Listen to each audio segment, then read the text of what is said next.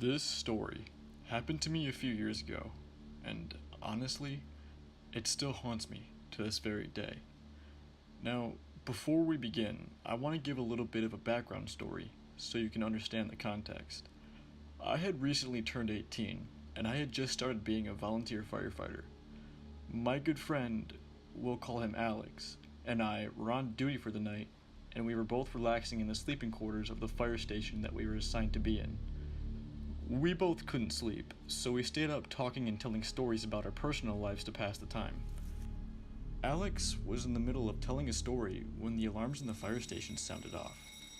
We got up and started to put on our gear, but Alex stopped me. Dude, you've been busting your ass all week and just worked an overnight shift. Let me take this one. It shouldn't take too long. Get some rest and I'll wake you up when I get back, he said. I didn't really want to stay at the fire station in case they needed extra help, but Alex insisted that he had it under control and that I should stay and catch up on sleep. I took the gear I had on off and told Alex I'd see him when he got back, but little did I know, that was the last time I'd ever see him. The next day, I found out that Alex had died in the very same fire that he told me to stay back from. There was a funeral in the service for him, and that was that, but I still can't help but feel responsible for his death. If I had gone with him, maybe I could have saved him, but that's neither here nor there. Fast forward a few months later, when I was a senior in high school. My friends had told me about this thing called the deep web, and that I needed a special browser named Tor to access it. My curiosity got the better of me, and when I got home from school, I downloaded Tor on my laptop and loaded it up. Now, my friends told me about this thing called the Hidden Wiki and how to navigate to it, so I did just that. What the Hidden Wiki is basically a bunch of links to hidden websites that you can't find on the surface web. I started to click through them, but most of them were dead websites and forums that didn't really interest me. There was one link, however, that still worked. I clicked on it, and a few minutes later, a web page loaded up. I grimaced in horror when I realized what kind of website I was looking at.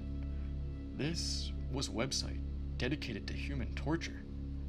As I scrolled down through the page, the images of bloody and mangled bodies seemed to get worse. I had seen enough and was about to close out of the Tor browser when a chat box popped up in the corner of the screen. A message appeared, and when I read it, my heart stopped. "Are you enjoying the site, Izac?" I was shocked and taken aback for a second. How in the hell did they know my name? At this point, I had become very angry, and I started to type back in the chat box saying that this website was absolutely disgusting and to fuck off. The message that the person sent back sent chills down my spine. "Now, Izac, that's not very nice. I don't think Alex would appreciate the way you're talking to me." What the fuck? I'd had enough, and I slammed my laptop shut and took out the battery. And I wish I could tell you that that's where the story ended. A few days go by, and nothing out of the ordinary happens. But one day, while I was sitting on my couch watching Chicago Fire, I got a picture message from an unknown number. Once again, my curiosity got the better of me.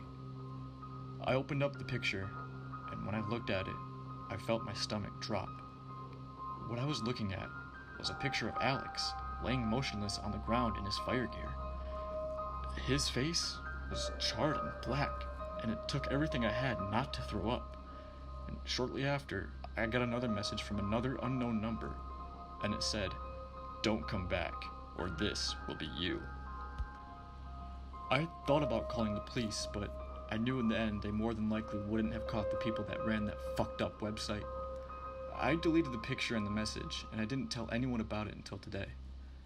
Life went on, and I never got another message from those sick fucks. The thing that bothers me the most, though, is that I still have no idea how they got a hold of that picture, or any of my information for that matter. I'm telling this story to help stop people from doing something stupid like me, and seeing something that they'll never forget. Please, if you're reading this, do not go on the deep web.